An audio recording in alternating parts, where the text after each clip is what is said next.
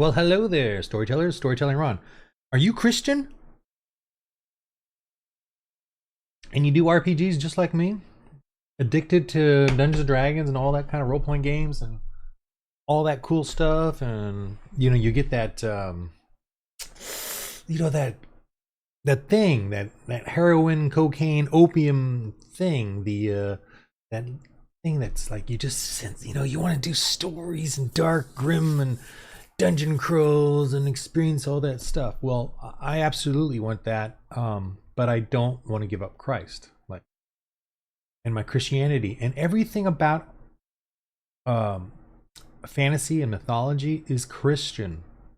Heroics, the knight is Christian. The church, doing good for people, charity, that is Christian. Um, there's a book by Tom Holland. He's an atheist, a historian, called Dominion, and it's about how Christianity changed the world.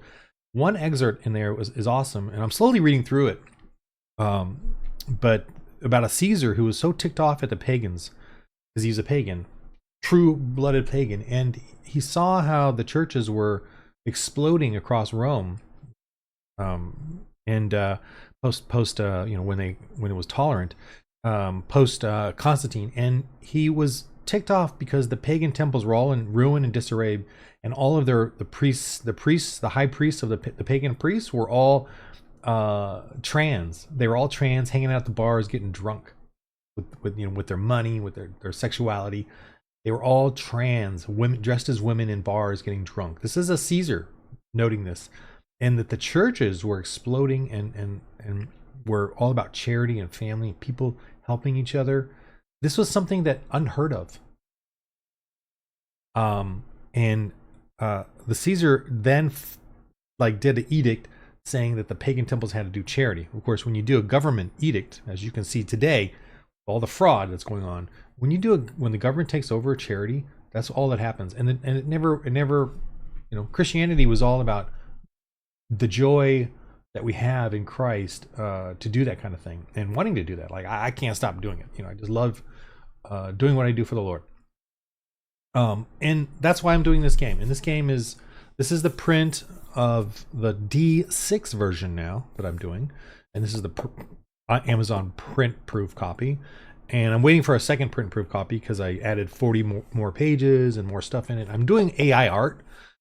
My players really like it better than my doodling, and I'm fine with that. Like, here's some of my doodling. I do have some of this still in it. This is my cartoony doodling style, and it was what I was using. But I started doing some AI stuff just for the fun of it, and it's just me doing it by myself, and I'm not making any money off of it.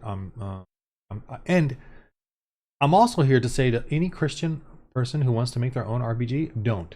I'm gonna tell you right now, and I don't want to hear from you about it.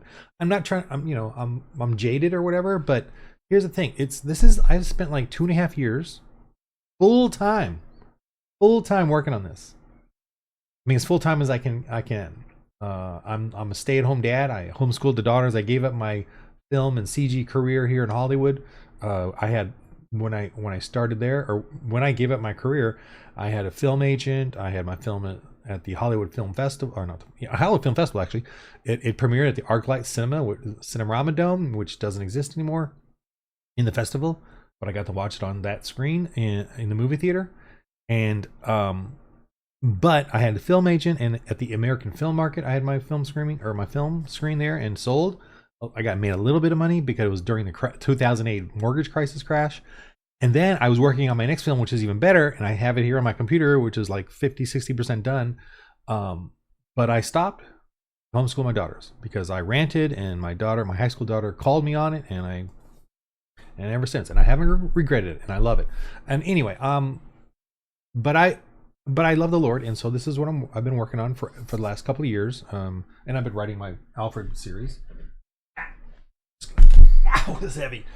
This is my Alfred series. This is 1 through 5, and 6 is almost done. We got like 10 chapters left to edit, and I'm gonna print that. I got the cover already for that one as well. But this is my Alfred 5 series, and it's Christian, very fantasy, very Lord of the Rings, Narnia, but Narnia with the Jesus, thing building up in the story or whatever, Christianity.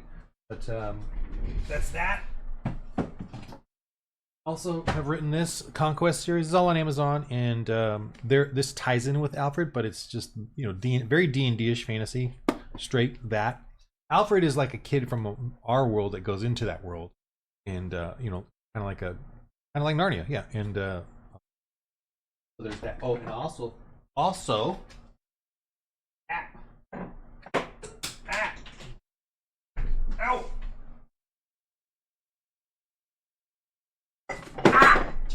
There's actually 4 of these.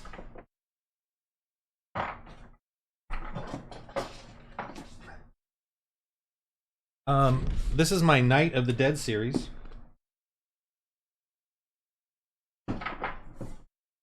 It's unfinished, but I hope to one day get back on it. But I need people to buy it, and I've got good reviews on it. Just missing one. Which one am I missing? Oh, I'm missing one. Where is... Well, whatever. Okay. Whatever. Okay, so this is my Night of the Dead series, and they're fun little... This one's very R-rated, but very Christian. Very Christian. Zombie apocalypse in Hollywood. It's an autobiography. Anyway. So those are my books that I've written. And, of course, I've written this. And... let me just pull these out. This one... This one. Pull all these out. Okay, so these are all my For the Lord, but these are all D20, and I'm just leaving them on Amazon. That's kind of what they all do with them anyway. Because you never stop making versions of the game. Obviously, D&D 5 is 5th edition, going on 5.5, and now 6. You know, you never stop working on games. So, and I need to realize that too. I need to release them and stop tweaking and tweaking and tweaking over and over. I could keep tweaking on this, and I'm like, I gotta stop. But this game system is very closely tied in with these games, and this is the original Apostles of the Epoch. But it's the same thing. I have a lot of the same stuff in here, but I changed the rules from D20 to D6. So and then added more stuff with AI art. But still sort of convertible. The characters you can convert the characters pretty much. But I did a lot of little tweaking in here just to refine it, you know, on try to make it more streamlined or whatever. But I really love the D20. I really do. And I spent over 2 years playing this, playing the Dark Ages version of it. Same system. You could the same characters or whatever. And then the Christians in Space one. And I played this one. We got like 80 episodes on YouTube, proving that we can play a explicitly Christian RPG. You get the same fun dungeon crawl adventures, same fighting aliens and mutants, and so the aliens on Christians in Space are not like alien. I don't believe in aliens. I know there's a whole UFO thing going on right now, but I don't care. It doesn't mean anything to me. I'm a creation science person. But the storyline here is 2500 AD. The atheists, you know, ruined the Earth and then went off into space and realized they could travel to the stars with translight drive, that's space drive, whatever, or hyperspace, whatever. But they like theory of relativity, you know, time dilation. Anyway, so they can get to the other stars pretty quickly, a couple weeks or whatever, and time is synchronous or whatever. But anyway, they terraformed, right, and used super AI and created all these different terraformed planets, and thusly genetically modified humans. So they have dogmen, sharkmen, aliens. So, and now the Christians are on Earth doing Apostles of the Epoch, and once they re-Christianize the Earth, that's all wasteland, post-apocalyptic, they then take ships, you know, realize, oh, we got to go out into space and missionary in this time period. This is like 2300 AD, and then 200 years later, the Christians follow the atheists into space and start Christianizing, mission evangelizing all the different planets. So it's very Star Trek-y. It's very, you can make it Star Trek-y game. You can make it a Star Wars-y type game. I'm kind of making it more like a Star Wars game, but your missionary is going to different planets and trying to do that. And the game system, I think, is really fun and simple. You know, for me, I'm of course been GMing and DMing for 45 years or more, but you know, I got spaceships, and I made the spaceships and I played Star Wars RPG, and I didn't like that you had human playing, and then you had spaceship playing, you know, a separate type of thing. I wanted it all together. Like I really loved the way in the Millennium Falcon they're racing around, and there's all this space chasing of shooting at them, but then they cut to the people inside, right, in repairing as they're getting shot up, and I forgot all the lines. So I had to design the game that way, that the characters are in their ships shooting, running around, repairing. And I just want to show you visually this image of the spaceship. Where is it? Let's further this way. Okay, so this here, I don't know if you can see that, is the spaceship. See, and it's like literally a battle. It's literally a battle map, and you're running around in that, and you can get shot up, and and it's literally like you'll have two battle maps, one of this ship and then one of the other ship, shooting at each other, and you could board each other. You can, if something is destroyed, you got to run, move your little token and run over to where it is and repair it, that kind of thing. So it's really awesome that way. And they had really great space battles. And it's funny because I don't want to go out and fight on a space battle because their ship gets so damaged up. Then they got to spend an episode repairing it and getting supplies. And I love that. Anyway, so they're not one to have space battles, but they gotta. And then so it's a serious, like, oh, here we go. So this is almost done. I just gotta wait for the final print. It's coming on Saturday-ish, or a few days from this video, and maybe I should just do a date. I'm guessing that the print will be. Can I please see the date? What's today? Let's look on my phone. I'm so doing my videos this way.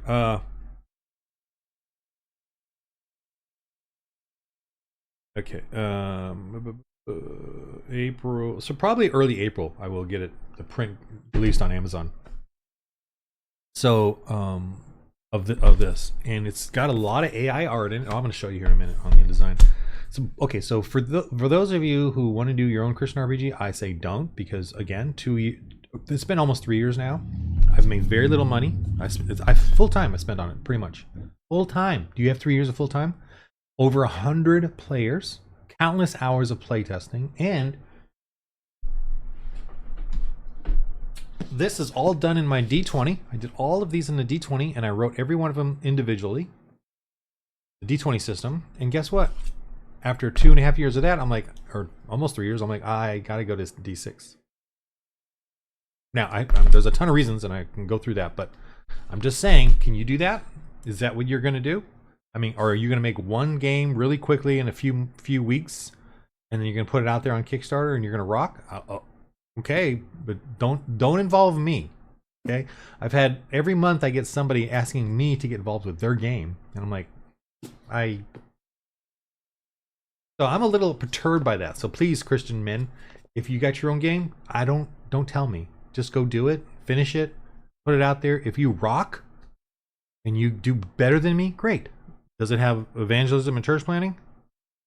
And don't come to my Discord. I know I'm bitching and complaining.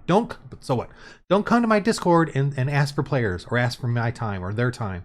Or, think about this. If you go to church, you go to someone else's church, right? You go to the church. You don't even join. You don't even volunteer.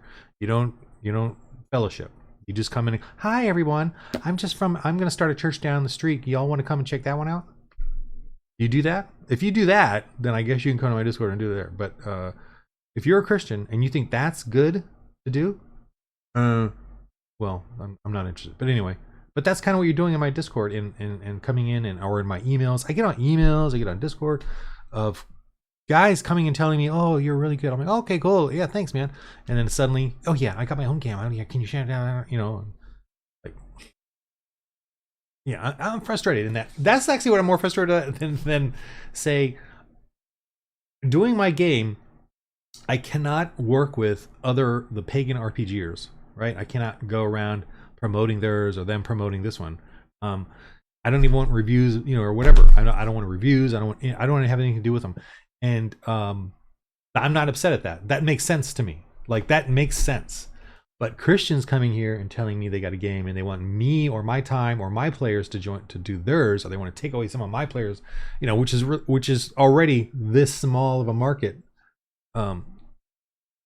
RPGs is all pagan, promotes paganism, is against Christianity, against Jesus, And then Christians that play it silence themselves to play it. I would say are ashamed of it, but do it anyway. And then they're offended by me for calling them out. So there's my market. And then, is there anyone left? I got two good guys that have been playing my game now regularly for the last two or 3 years, and I have not grown. So that, yeah, you know. And I got my sister playing, and I'm doing it at church now. A couple people. We'll see how that goes. But yeah, I'm not growing. I'm failing. I'm failing miserably. I'm not miserable. I'm joyful, actually. I'm joyful that I'm doing this. I'm just gonna keep doing it because it's joyful, and the game is great.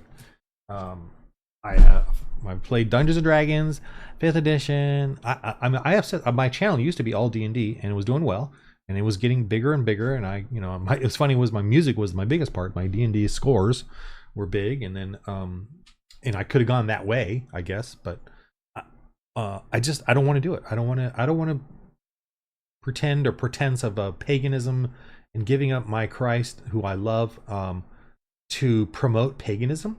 I had Christians criticize me and say I'm sacrilegious while they go and promote paganism to their children by playing this game, by playing D&D or whatever.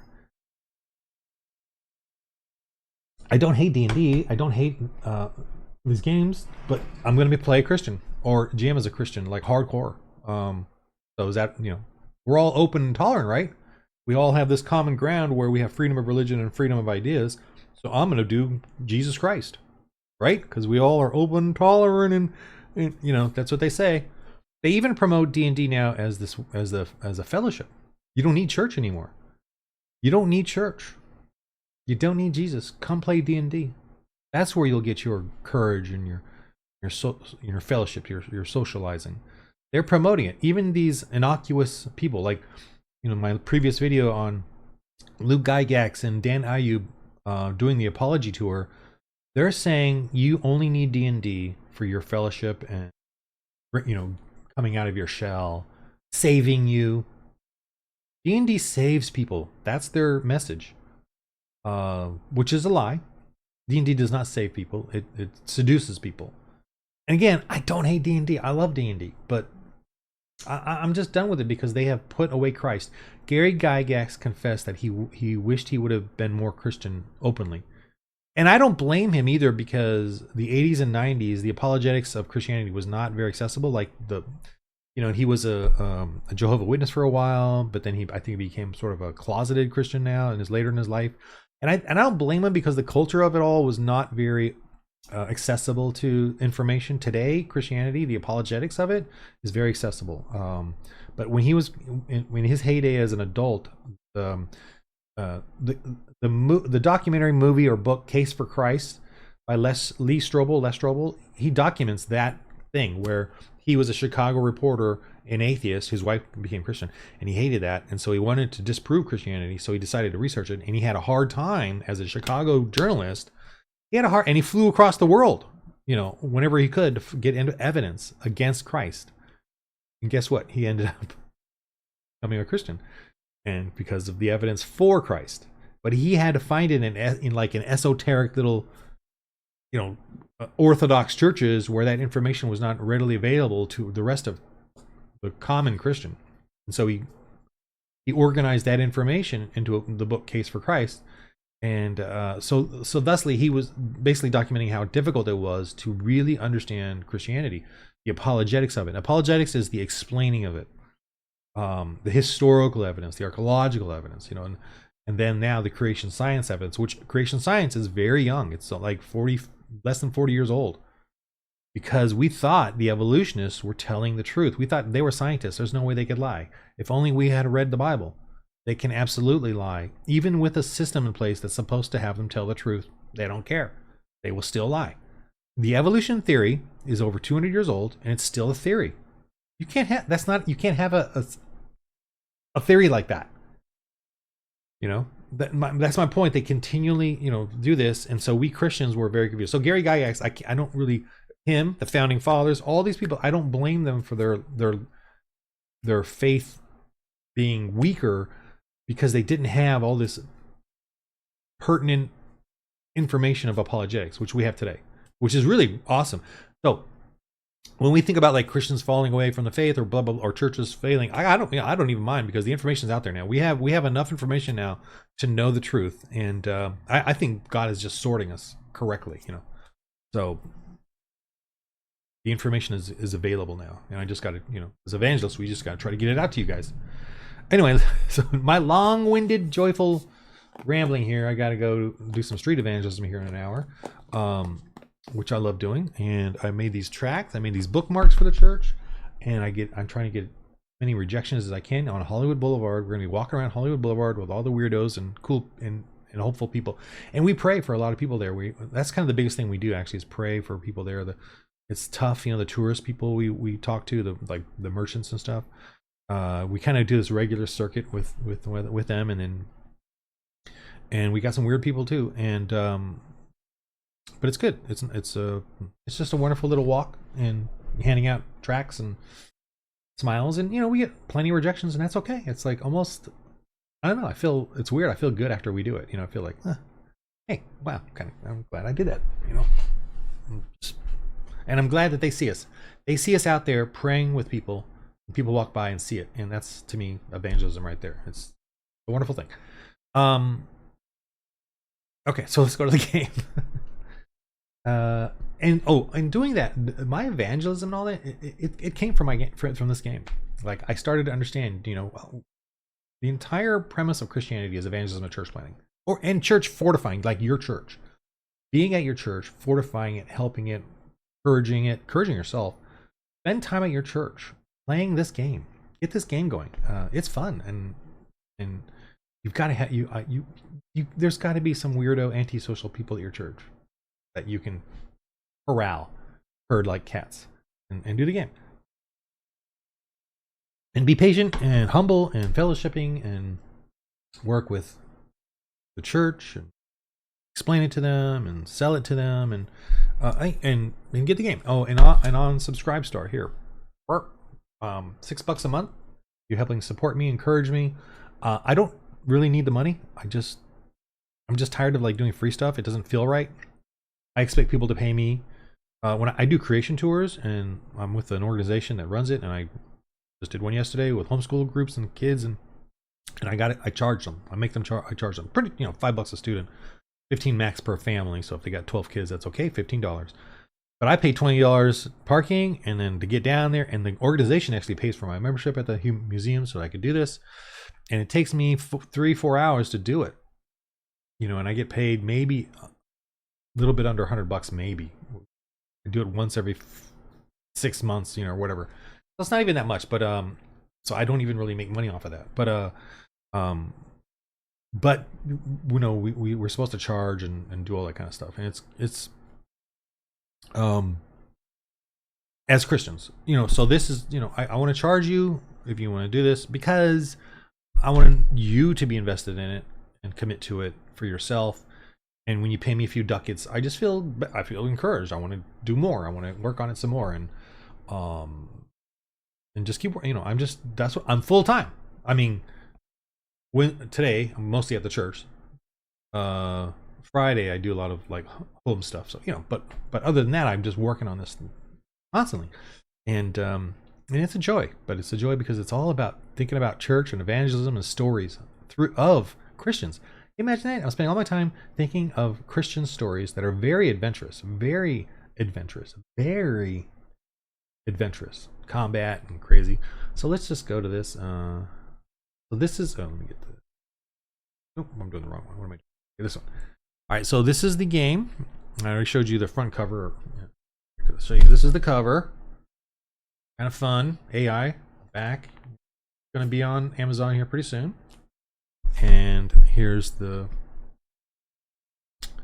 so it's got a lot of pages. Anyway, so just clearing call, little index, simple index, Christian RPG, what it's about. No need to play God or Jesus or the Holy Spirit. It's not about that. It's about you and me. No need to have God or angels intercede. Okay, there's no God. We as Christians in this world can fail. It's doesn't matter. Right? If you succeed or fail at anything for God, doesn't matter. I don't have to kill anyone. I don't have to rape anyone. I don't have to brutalize anyone. I don't have to fight in battle and die in battle. I don't have to forcibly convert anyone at all. I don't. That's the freedom of Christianity, and the joy and the love and the truth. It's the truth. We don't have to do anything. God does it all. God does it all. We don't even need to do the Great Commission. This is my silly joke about it. This is how Jesus actually told us to do the Great Commission. Well, if you're gonna do something, I guess you can do this. Think about it. They don't need us. In Islam today and across the Muslim world, which we Christians are too cowardly to go into, well, with due cause, we get killed or imprisoned or raped brutally, torturously, and publicly humiliated, torturously, brutally raped, whatever. So we really can't really go into these places, but Jesus still goes because there's so many accounts of Muslims seeing Jesus. Jesus still goes, so he doesn't need us to do anything. Okay. But we want to do it because we love him, and we can fail. And you know what? I would rather go before God saying this. All right, let's say I go before God. Oh yeah, I made millions of dollars. I did this Christian book. I was so successful. Dear Lord, I'm joyful. I'm so grateful. Okay, there's that. Or this. God, I tried to write a book for you. I tried to do this for you. I tried to evangelize. I couldn't get anyone. I tried to make a game for you. I tried to do this. I failed. I failed at everything. What do you think Jesus is going to say? He's going to say, like, you tried 27 times to do things for me. Failed all 27, Yes, I'm sorry, God. I'm acting here. I didn't mean to. Yes, God, I'm sorry. You tried 27 times and didn't give up. That is the glory of God. That you and I fail over and over for God.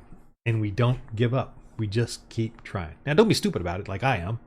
Be a little smarter than me. But anyway, it is all about the player as a missionary trying to serve the Lord. No need to reconceptualize God's will or the Bible. Oops, don't do that. I'm trying to highlight that.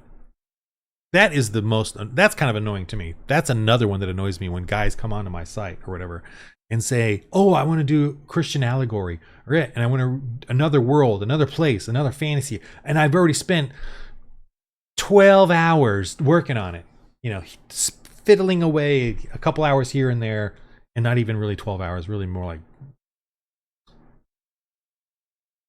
20 minutes within those 12 hours.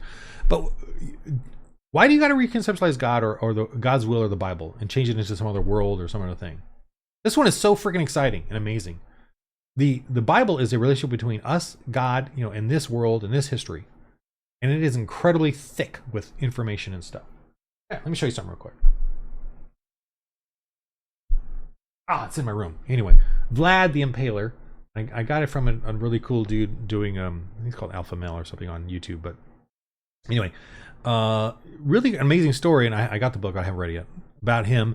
How Vlad the Impaler went after fought Muslims and he brutally impaled them, 30,000 warriors and he put them on the ground because the Muslims, they did not, just like in Iran today, the Muslims did not attack him. They went around raping and pillaging the Christian towns, small villages, just overwhelming. It's horrific. They had vast prison harems of women that they abducted from Christian lands. So the Impaler, Vlad the Impaler, what he did was he went after the Muslim warriors. He impaled them, put them on the fields as massive impaled warriors, in a grotesque way to scare them. And they left after that. But think about that. Islam goes after the women and children, raping and pillaging. Christians go after military sites.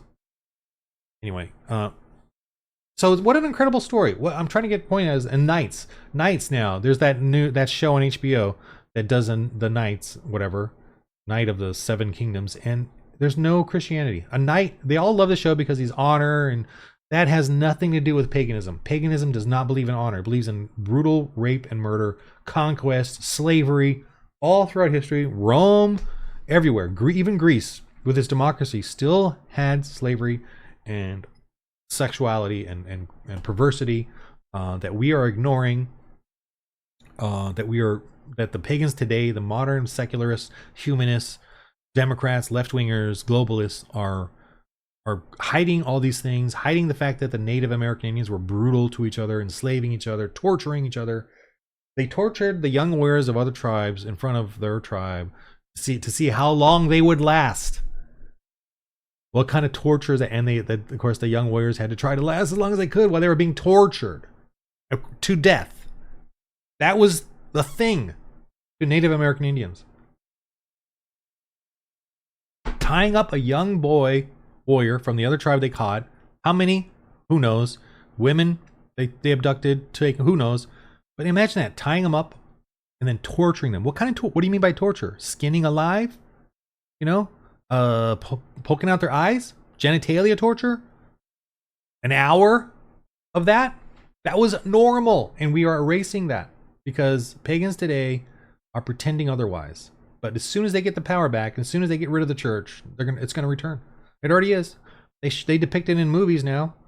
You know, the last Deadpool with Wolverine, which, you know, I hid away my Christ and watched it just because I needed a laugh. But it was all about torture, gladiator porn. It was murder, like it was all bloody and ridiculous, and they made it humorous. And I'm just like, man, I don't want to watch this kind of stuff anymore.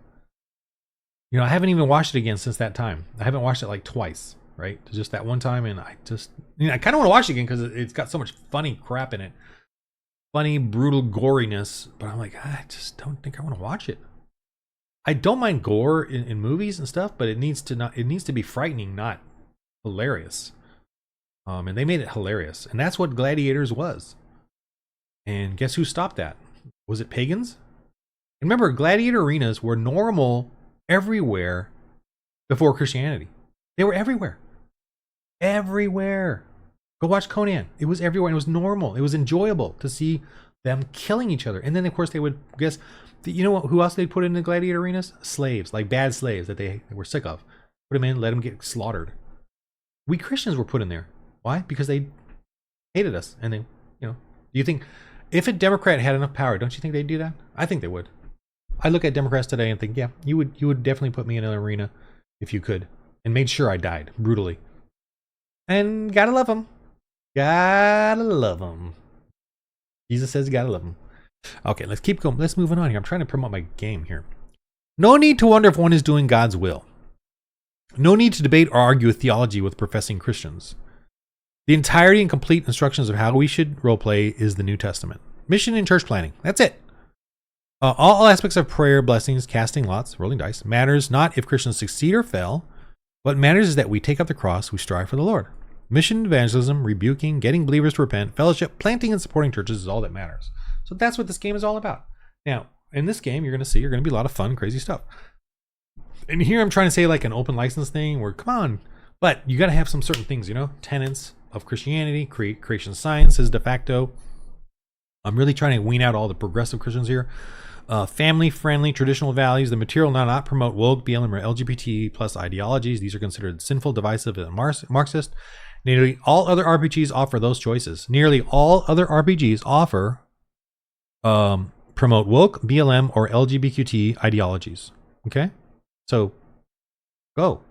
Have fun. You have 12,786 other RPGs out there. God is 3 in 1. God the Father, God the Son, God the Holy Spirit. Okay, so that's, if you're all that stuff and you're cool with that, feel free to take my rules or make your own campaign setting, and then please, you know, harken back to my game for the rules. And make money off of it. Make your money. And let me know if you're making money. If you make $1 million, can you give me like 5,000? I would love 5,000. If you made $1 million off of, and you made a campaign, and then just give me 5,000, like a donation. Oh yeah, I'd be so like thrilled. All right. So look at these images of, I did AI, but so you can explore. This is my post-apoc. Explore, encounter big giant mutant beasts, right? Yeah, we all gotta have that. Delve deeply into like zombie infested or bug infested or vermin infested mutant old spaceships and artifacts around Earth, you know, ruins and stuff. So, salvage lost tech. So there's a whole rules on finding lost tech and then trying to build stuff. If you really want to go nerdy, you can totally go into engineering in this game. And rolling dice and trying to get it done, and if you fail, then you go get more supplies and try it again. You know, when you fail like upgrading stuff, you can upgrade your weapons and all that. It gets harder and harder, and you need more and more supplies to do it. But you can do it. There's roles for that, and you can keep building up your character that way. And the characters can have a long campaign too, or short, whatever. Battle, you're going to battle raiders and slavers and pagans and Democrats, and then rescue and save. See, you're going to convert and preach and roll preaching stuff and finding them, and I get to role play their and then maybe we'll listen, what is this God you speak of, and why are you all so successful and peaceful, and and then here, plant and build. And then when you have a church, touching my face, when you have a church in the game, that's like a bastion or a fortress, so that you can keep supplying them, and then they can keep like kind of giving you gifts or things. And so as a GM, I can kind of create little lists, secret little lists per church of like things that they'll get if they give them certain things, or bonus, you know what I mean? So you can homebrew your own little sort of civilization building thing as they go along planning churches. Okay, so, and here's the timeline and setting, and kind of gives you a cool little explanation as a GM. There's my old doodle hex maps there. I got something here. All right. I tried explaining role-playing games, and then here's the start of the D6 game system. All right, and I tried to simplify it down because my D20 that I've spent 3 years playing, 2.5 years. Here's the thing, and I'm in my infinite wisdom here. The D20, I love it. I love the game system. It's based on off of D&D and OSRs, and uses the D20. But every one of them had the issue of when you got to 7th, 8th, 9th, 10th level, right? It started getting overpowering. And the game was not working correctly, and even Shadow Dark admits it. When they hit 10th level, gotta start a new character, and I thought that was absurd that that's their solution on all of them. But that that makes sense for pagans though. Pagans want you to create a character and throw it away. Just they don't care. They have the whole gauntlet thing that they like to do, like especially in Dungeon Crawl Classics or whatever, where you make 5 or 6 characters that are 0 level and you run through like a gladiator arena and see who survives. That makes total sense. They're pagan. Life is cheap for them. Life is cheap for pagans and humanists and scientists and all them. Life is cheap. So in my game, I really wanted that to solve that issue, and I did with the D20. I had a whole system of die ranks and dice pools. You got your D20, but then you got like D4, then it goes up to D6, it goes up to D8, it goes up to D12, D10, then D12, and then it starts over again into a dice pool, like a D12 and a D4 or a D12 and a D6. And you would roll those and pick the highest along with the D20, and then your ability score. So anyway, that I loved it. I was using it, but I have 2 veteran players, and one of them kind of got it and even GM'd a few things, and the other one never really got it. And at some point I got like, dang, I think it's simple. I loved it. It worked for me perfectly as the GM, but no one really got it. Like they got it basically for their skills, but they never got it fully and never engaged it as a GM, as a game master. So I never got any game masters, I had some new people play it and they just couldn't get it. So I had to I gotta change. So I went to D6. I've never done a D6. I've done it, the Star Wars one, with the whatever, the edge one with all this, the pool dice pool thing. But D6 is easier because you got your trait, which is your ability score of +2, +3, +4, same as D&D. So you got 4. If let's say you're a +4 prowess, strength, whatever, +4, and then you got your 4 skill and sword. You got a skill 4, because you can buy the upgrades. So 8. So that's 8 dice. 8 D6s. Roll it, and 6 is a success, right? And the more 6s you get, the more damage you can do and stuff. So that's the way I do it. Very simple, very accessible to kids. There's obviously more you could do to it, but it's simple enough that that's you can start playing. So that's what this explains here. Mundane and regular roles are things that you can do, like if they're just doing mundane things like making fuel. They can do some things where they make things. And the mundane role of 4+ is pretty rare actually, because most of them don't want to do the basic housekeeping stuff. They just want to do all the adventure. Regular role 5+, they can do. If they're in a safe place, they have a workshop, they got all the tools they need, they can do a 5+, and so they have a better chance of succeeding. So that's even science and stuff can do 5+. The intense role is 6+. That's combat. That's not in a safe place. Doing some of the regular roles, but you're not in a safe place. Anything that just a little more intense, they got a 6+, which is the regular, 6 on a 6-sided dice. And stressed and wounded rolls are really fun. I like using these, and you can kind of stressed and wounded really help you to just simplify if they get extra, like, like when you get penalties for rolls, and when you get stunned or whatever, and then when you get wounded. So how they work? Okay, so in regular rolls, one is a fumble, right? So there's that. Now 4, 5, and 6 cancel the ones. So any 4 or 5 or 6 will cancel any ones that show up. So I chat GPT'd that, and it basically comes out to a little less than 1 out of 20. Basically, I mean, whatever, depending on the rolls, how many dice you have and all that. But a little less than 1 out of 20, so it's almost like 2% chance of fumble. So that's cool. That's fine. That's good. But you can also fumble and succeed. That's great. I love that. You can actually fumble and succeed, and you can have a couple more fumbles, like 2 fumbles, 3 fumbles, which is hilarious and fun. Even succeed, because ones do not cancel succeeds. And also, so what does stress and wounded do? Stress, only 5 and 6 cancel fumbles, not the 4. So you have higher chance of fumbling.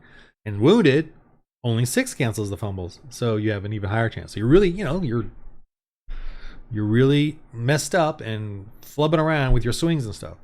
So you always get to roll on every turn, but your fumble rates are going to go up, if you're stressed or wounded. And stress can generally be removed with rest or with counter stress stuff or chilling out, time. Wounded is obviously you gotta heal, like, for reals. Those are scary, and you only get 2 woundeds and then you die. Wounded, grievous wound, which is the same roll, but it's just called grievous wound, and then death. If you're grievous wounded and then you get wounded again, you go to death. Okay, so don't do that. Oh,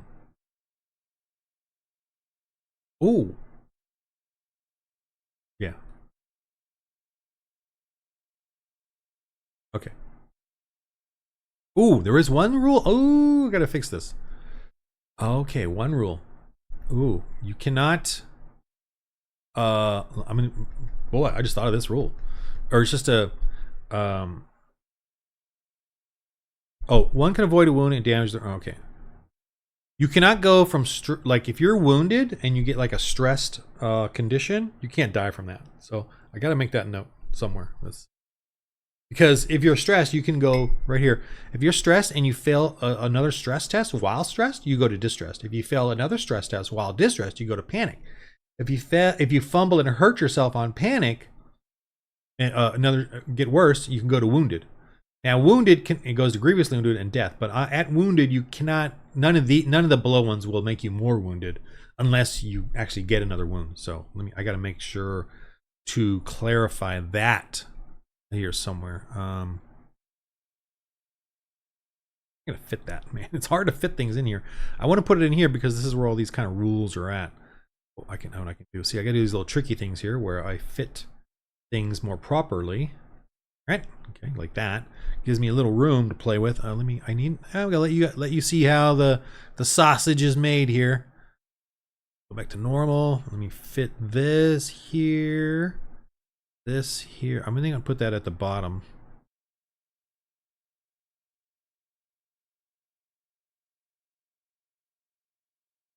Fear goes here. Move this up.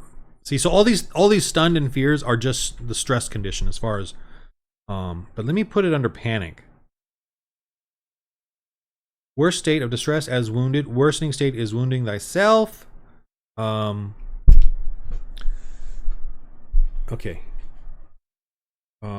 If wounded already, ignore any stress tests. Only wounded can make wounded worse. There, just want to put that in there, and I will get that in the Amazon. I will have to probably update my subscribe star. There's just one rule. It's kind of important.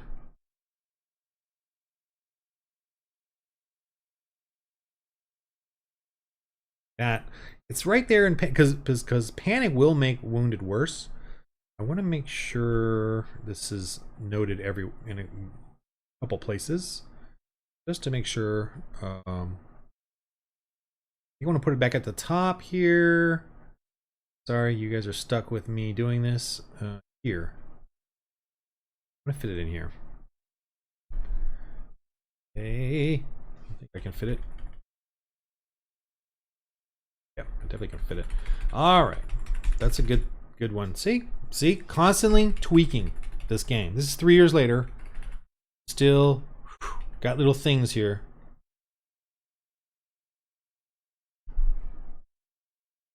I kind of want to.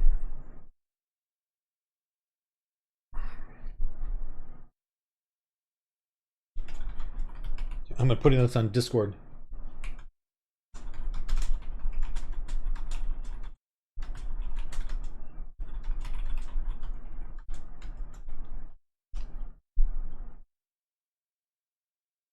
All right. So that's see, don't make your own game. Use mine, for crying out loud. Use this game. Make your own setting. Make a cool setting. You know, if you're so obsessed, but make it of Earth. Of Earth. I require it to be of Earth, because I don't want you to reimagine the Bible or God. Just do this God. I mean, we got so many cool things in this world to do, and you can push out the fantasy, like Hellboy, Cthulhu. I don't mind you pushing the fantasy out a little. All that pagan crap. Vivason or whatever, the Vason, the Norwegian fairy tale pagan thing, and they have Christians in it, but they make the Christians all weak and weak. So do that. You can extrapolate out things from Earth and make them more fantastical. That's fine. I wouldn't change the entire world like an alternate reality. I wouldn't do that. But you can have demons and ungodly things in an underworld sense in our world, trying to break out or unleash the gates of hell kind of thing. You can do that. That's fine. I think that's fine if you want to go really fantastical and crazy. Do a post-apoc or do a apocalyptic thing or whatever of demons or undead or fantastical, but still maintaining the biblical relationship that we have with the Bible, with God, and with this earth and human beings.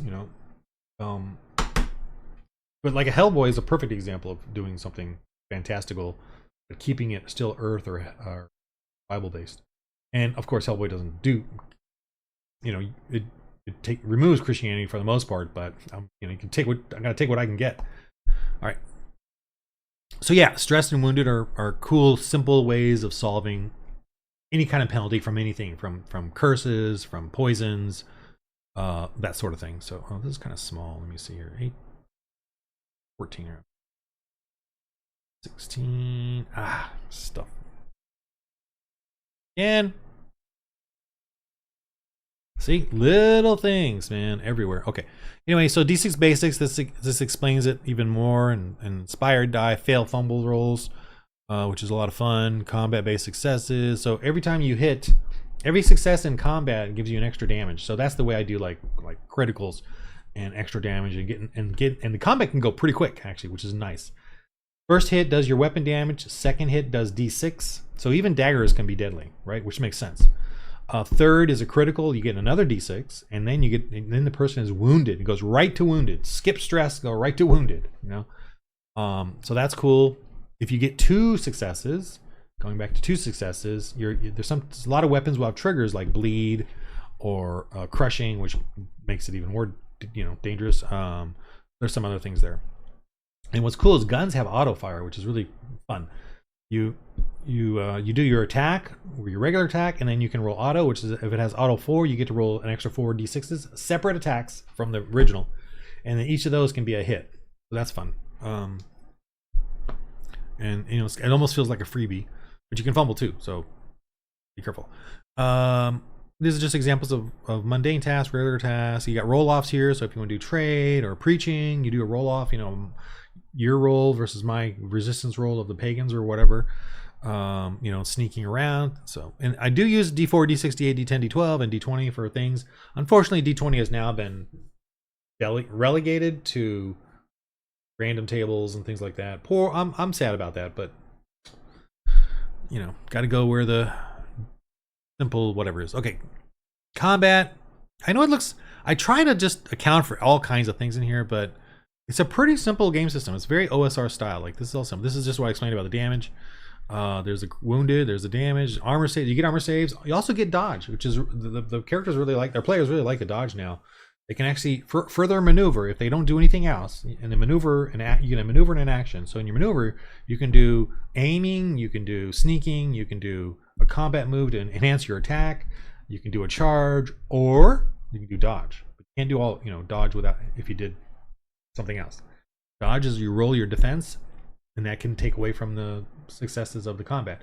And I don't really use it for the NPCs unless they're super villainous or super smart. But I don't really use it for the creatures and NPCs unless it they get a couple like small ones, like 1 or 2. If they're like low line, like crocodiles will get like a 1 or 2 because they're low.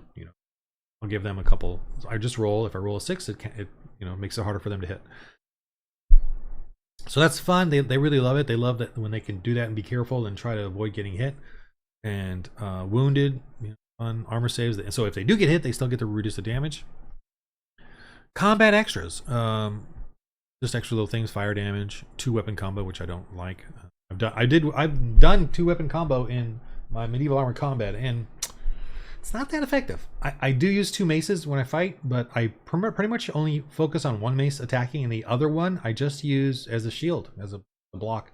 The only time I use it as 2 weapons is if they're down, and I have a free moment to get ready with the 2 weapons and then start striking them. And I'm kind of retired now, so haven't done it in a while. But even that's rare. And 2-weapon combos are, and it was 2 medium. I would say 2 maces, so it wasn't even a dagger or anything. And we can't use daggers on our thing because bash each other. Okay, so the denouement is very important in this game. Denouement is retreating, running away. So and Christians, as Christians, we want to beat someone that's violent enough that they will surrender. We don't want to just outright kill them. We don't want to murder hobo everybody. We want to save their souls. So we don't want to kill anyone. We don't want to rape them. We don't want to brutally destroy them or put them in gladiator arenas. Everyone's a potential. I'm a Calvinist, right? We're all predestined to be saved or not be saved, but everyone's a target for me. I don't care who you are, even if you're a Russell Brand or well, I think the code pink lady is gone, but whatever. Anyway, you want to save everybody's souls. Okay, so life saves. We don't have death saves in this like D&D. We have life saves. Okay, life saves. You get that if you're down. This is more explaining stress and wound a little more, and all the categories and all that. Fail fumbles. I got all these fun fail fumble charts here you can use, and this is at the back of the book as well. And then just a little bit about drive testing. Ramming is pretty. You can do. And here's a women's rules right here, explaining what a woman does. And so in this game, men and women are different. We're different. That is so controversial in 2025, 2026. We are different. Oh my gosh. What is a woman? Well, we got women's rules, and women have their own things that they can do that are different from men. They cannot wield a battle axe. Not effectively. They can do it, but not good. And their hit points, or I call vitality, are a lot less than the men's. They don't have the same everything as we do, so they have to play differently. That's what I'm talking about. I just played a game with the kids, and one boy and 3 girls, and then a mom, and at church, and all the girls were telling the boy, the brother, go, you got to go up ahead. Like, okay. That's how we should be teaching women, boys and girls, violence or game violence, even playing a game, football, whatever. Girls are going, you cannot teach a girl that she can go up against guys. That is ridiculous. That's a lie. You're endangering her. You're setting her up for failure. The girls in this game, they're joyful when they tell him to go up. They're joyful. They're like, go, get up, we're gonna, they don't even want to do that. Like, they're like, heck no. The boy's like, I'm going. And they were fighting zombies, so it was kind of cool. Yeah, Christian game, fighting zombies. I wonder if that was the first ever zombie depictions at a church. Or at the church I'm at. All right, so this is just a little extra little info things. Power of faith, you got blessings. I'm gonna just kind of run through power. You get, yeah, we get blessings. We don't have spells, we have blessings. And I was reading some hagiographies and they described it. The pagans need pageantry. They need a show. They need to tempt you. They need to seduce you. They need to create a show. If you watch the series Rome on HBO Max, I love that show. I think it's called Rome. I loved it. It was so, sexual, brutal, whatever. But it was awesome because it showed paganism. It showed the patheticness of their spells and stuff. It was hilarious. It showed them all like having their little gods and worshiping and shows and their fake, pigeons and doves flying at the right moment and all this stuff is hilarious.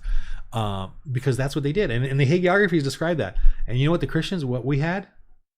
When we confronted them back in the day and today, we have the word. This is what we have, the word. And so these are all like the word. They're just all. There's no magic components. You just say it. You're doing your thing. You're helping out.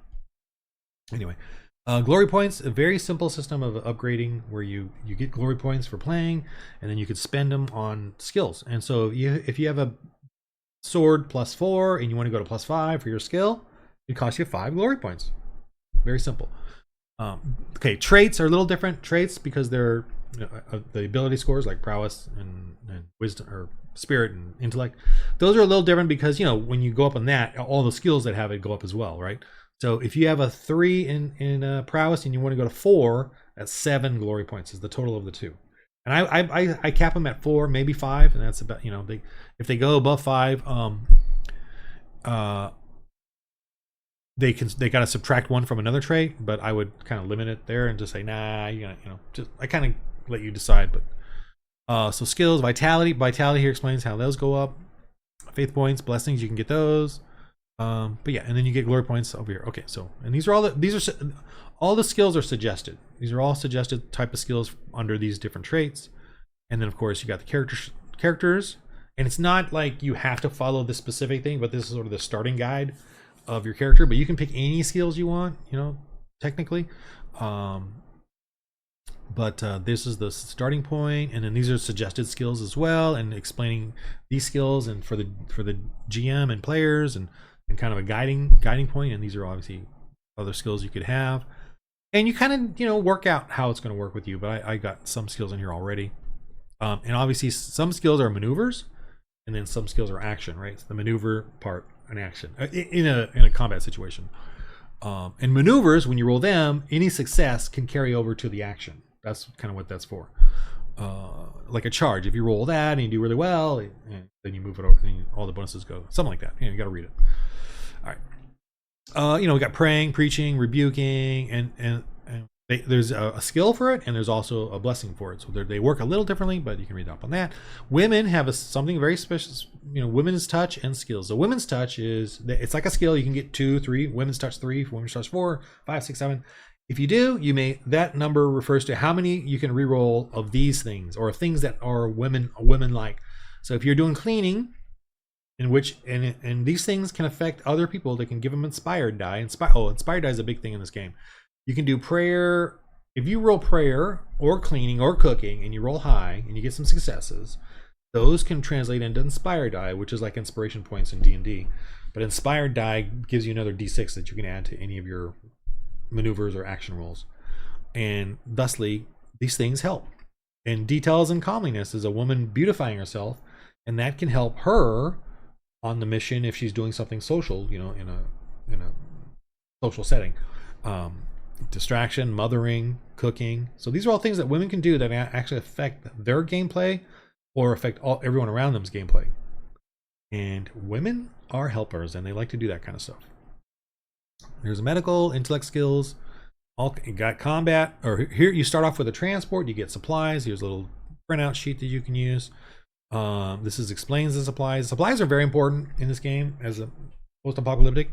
And I sort of simplified it down into categories so that you can use those to then build up your stuff, your upgrading and your trading and your building the church up, giving them supplies and finding more and more and getting better supplies and getting the high tech and making high tech stuff with making more awesome weapons and blah blah blah. Gear and burdens, armor that you start off with, and explains that. And these are all things that you can put on, you can carry, and they sort of give you different bonuses or help you with doing things. High tech. So I major upgrades, vehicles. Here we go, vehicles. You're fighting in these vehicles, got weapons. They all translate to human and scale. Some AI artwork, and then some of my own doodles. Some sci-fi stuff in here that they could find maybe. I'm just gonna go through robots. So this is the post-apoc setting is very gonzo. All this artwork is on my Subscribe Star, right there. Subscribe Star, right there. $6 a month. Join. I'm continually adding more stuff. It takes me a day to get this much stuff. So if you got a day, you can get this much stuff. Great. And and a lot of mistakes and failures and redos and AI getting stuck on doing something over and over. So, and here is a Christian bunker you can start off with. I added this as a new thing, so you can start off in the bunker and get different things, and all of them have little tables that they can roll. So you might, if you give them supplies, they can give you possibly roll and give you something cool back. See, so that's a good way. And here's this is a hex crawl game where you can do this thing, and you can create a hex world, and these are all available as printables on my Subscribe Star, and you can start building out a world that they go into. And this is in the GM. I got all kinds of, you can build out a world. It's a random world. You can even solo play it. I'm solo playing a video right now on this. Here's salvage, finding salvage and searching around and finding cool stuff. And here I just added more stuff about evangelizing and creating a cult religion and naming it, and just giving you ideas on that, and conversion, how conversion works. And you can create your own mechanic for conversion if you want, whatever. Church planning, it's sort of my way of like, maybe it's a little complicated, but you could simplify it if you want. And just every time they supply the church, that gives them a little extra security. And then I kind of roll random. Maybe they get attacked, or their health goes down, the church's health goes down, and you got to deal with it and help them. If you want to use this, you can just always be narrative as well. Some examples of oppressors, which are the top villain people and stuff like that. And here are a bunch of adventures ideas, simple ones. This is all my cartoons, but a simple map and what you can have going on in there, and what the story might be about. Bunch of those. And okay, so here's just showing you my stuff with AI, what I'm doing. Here's some creatures and empire. Okay, so the end game of this game is the empire, and at some point it gets triggered in the hexes when you find a ruins map, and you roll to see if you want to do it that way, and then you can roll out the empire and what they're like. And then here's like a growth chart showing maybe the breakdown of it. So you literally have a certain, in my game I'm hoping to literally have a certain amount of them. As they fight them, I take off those and make the empire weaker and weaker. And the empire really is only like maybe 100 or warriors, and they control 5 or 6 hexes or whatever, with certain amounts of stuff. And then they can grow if the players don't deal with them, get more stuff. So it's just kind of a fun little thing if you want to use it, or you could just do whatever you want. Create your own story. More stuff, more creatures, fun creatures. See, just cool stuff. So this is all going to be a book, and it's a PDF right now on my Subscribe. Look at that. You can have this kind of empire. See? The Grok Empire of Groks. And this is a post-apoc. Some super AI is making these in a mutant generator kind of thing. Well, I'm going to get going soon. Okay, so I just want to show you that I am working on this, and there's all kinds of stuff. There's characters. I even made some NPCs that you can start off with, or just as examples. Okay. I think that's enough for now. So we Christians can make a cool RPG with a fun adventure. Gonzo. It hits those opioid. Oh, there's a word I was using it recently. The addiction of this. The infatuation RPGs and OSR style stuff. But we can do it, and we just have evangelism and church planning in it, Bible based. You can create fantastic. So it's fantastical, right? whole thing. But it's still Earth based. It's still missionary based. It's still Christian based. It's still this world, this Bible, this God, this Jesus, Holy Spirit, and a lot of fun. So that's the Apostles of APOC. I will eventually be getting into Christians in Space, D6ing it.